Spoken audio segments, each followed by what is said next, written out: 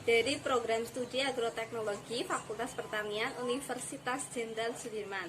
Di sini saya akan menganalisis dan mengidentifikasi sifat-sifat fisika dan sifat-sifat biologi tanah, khususnya pada tanah lahan pekarangan, lahan kebun, dan lahan sawah.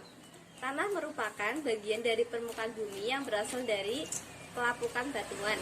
Faktor-faktor pembentuk tanah antara lain yaitu bahan induk, organisme, waktu, topografi, dan iklim. Masing-masing tempat mempunyai faktor-faktor pembentukan tanah yang berbeda, sehingga mempengaruhi karakteristik setiap tanah, baik itu sifat fisika, sifat kimia, dan sifat biologi tanah. Sifat-sifat fisika tanah itu antara lain tekstur tanah, warna tanah, permeabilitas tanah, porositas tanah, dan kelengasan tanah. Sedangkan sifat-sifat biologi tanah yaitu mikroorganisme yang ada di dalam tanah serta vegetasi-vegetasi yang tumbuh di atas tanah. Yang pertama yaitu sifat biologi tanah pekarangan. Di sini dapat dilihat bahwa tanah pekarangan banyak ditumbuhi vegetasi-vegetasi.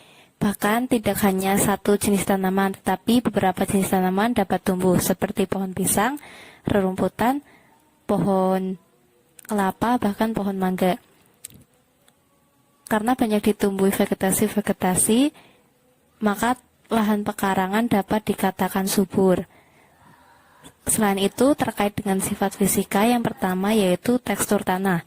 Tanah bertekstur remah granuler, dapat dibuat membola apabila diberi air. Kemudian tersusun longgar serta banyak pori. Pori ini berkaitan dengan porositas tanah. Semakin baik porositas tanah, maka daya ikat air pun semakin baik. Air digunakan tanaman untuk melakukan pertumbuhan dan perkembangan, sehingga dapat dikatakan bahwa porositas tanah mempengaruhi kesuburan tanah itu. Kemudian sifat biologi tanah yaitu terkait dengan organisme yang ada di tanah. Ditemui di tanah pekarangan terdapat cacing. Cacing ini berada di tanah tempat pohon pisang atau tanaman pisang ini tumbuh. Tanaman-tanaman yang ada di lahan pekarangan tidak diberi pupuk atau bahkan pestisida. Mereka tumbuh dengan sendirinya. Bahkan pohon pisang mampu menghasilkan produksi. Setelah dilakukan analisis-analisis, maka dapat disimpulkan bahwa lahan pekarangan bukan hanya subur, tetapi dapat dikatakan lahan yang produktif.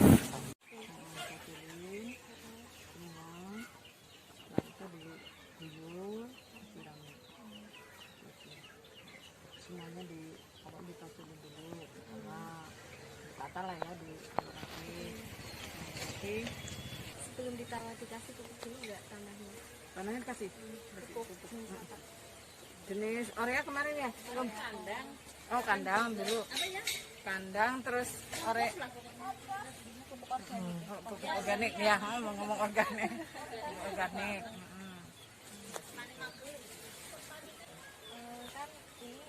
dicampur diairi.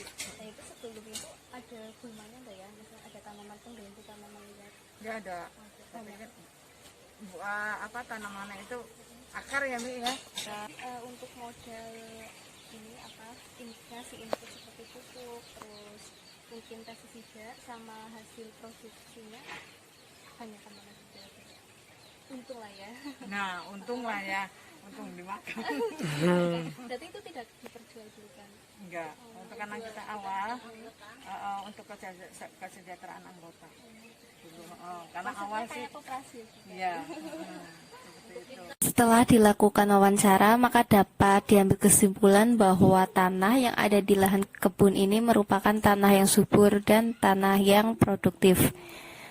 Dapat dilihat berbagai jenis tanaman budidaya seperti tanaman kacang panjang, tanaman terung, tanaman tomat, dan tanaman kangkung dapat tumbuh di sini. Kemudian hasil produksinya pun cukup banyak, yaitu sekitar 5 kilo setiap kali panen. Terkait dengan sifat fisika dan sifat biologi tanah pada lahan kebun ini tidak jauh berbeda dengan tanah yang ada di lahan pekarangan.